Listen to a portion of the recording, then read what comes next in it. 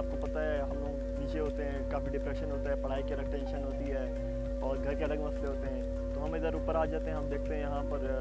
View काफ़ी अच्छा होता है, यहाँ पर हम लोग की टेंशन ख़त्म होती है, डिप्रेशन ख़त्म होता है, अच्छा व्यू देखने को मिलता है। और आपको पता है जब मैं नीचे से ऊपर आया था, मैंने काफ़ी डिफरेंट लोगों से पूछा कि ऊपर का व्यू कैसा था, तो किसी ने बताया कि अच्छा नहीं था, किसी ने अपना डिफरेंट व्यू बताया कि यार अच्छा था, किसी ने अपना अलग बताया।